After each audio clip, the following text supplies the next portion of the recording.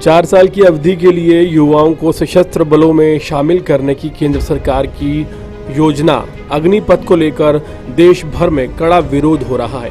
विभिन्न समूह इस योजना का अपने अपने ढंग से विरोध कर रहे हैं।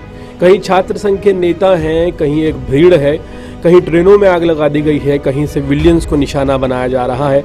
लगातार डर का माहौल पूरे देश में बन चुका है। बिहार में लोग घर से बाहर निकलने से पहले 100 बार सोच रहे हैं और यही हालात दिल्ली के मथुरा रोड पर देखने को मिले हैं। राजधानी दिल्ली के नेशनल हाईवे मथुरा रोड पर जहां भी आप देखें आगजनी का माहौल देखने को मिल रहा है।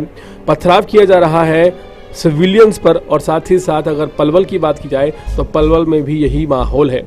उत्तर प्रदेश में भी एक चौकी में आग लगा दी गई है और साथ ही साथ चौकी को पूरी तरह से लूट लिया गया है। ये वो लोग हैं जो आगजनी कर रहे हैं, जो दरअसल सरकारी नौकरी चाहते हैं। इस तरह से कैसे सरकारी नौकरी मिल पाएगी, ये सोचने का विषय है। वहीं सरकार पर भी बड़े सवाल उठते हैं कि सरकार बिना क्लैरिटी के किसी योजना को किस तरह से लागू कर देती है।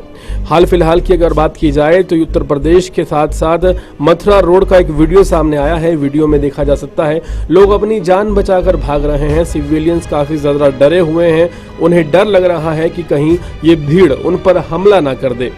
कहना गलत ना होगा, अग्निवीरों की ये भीड़ दरअसल जानलेवा हो चुकी है। लेकिन सवाल ये है कि क्या ये वही लोग हैं जो दरअसल सेना में भर्ती होना चाहते हैं? क्या ये वही युवा है जिसके अंदर एक जज्बा है भारत की सेवा करने का, देश की सेवा करने का, देश के नागरिकों को बचाने का? अगर ये जज्बा इन लोगों में होता तो कभी भी इस तरह आगजनी और पथराव ना करते। विरोध करना अलग बात है, विरोध हमेशा किया जाता रहा है, सरकार की नीतियों का विरोध हुआ है। लेकिन आप सोचिए आखिर कैसे जो शख्स इस तरह से सरकारी संपत्ति को नुकसान पहुंचाता है, सिविलियंस को निशाना बनाता है, वो आगे चलकर भारत देश की रक्षा करेगा, भारतीय नागरिकों की रक्षा करने की कसम उठाएगा और रक्षा कर पाएगा, इस बात की क्या गारंटी है? और ऐसे कैसे लोग हैं जो सरकारी नौकरी पाने के लिए दूसरों की जान को दांव पर लगा रहे हैं?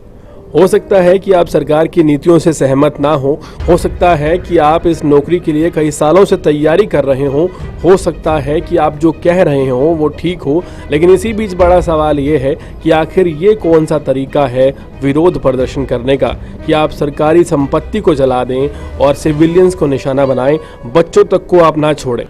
इसी बीच एक बड़ा सवाल ये है कि क्या अब लोकसभा चुनाव के चलते जिस तरह से किसान आंदोलन उत्तर प्रदेश चुनाव से पहले आया था, क्या अब एक नया आंदोलन शुरू होने वाला है?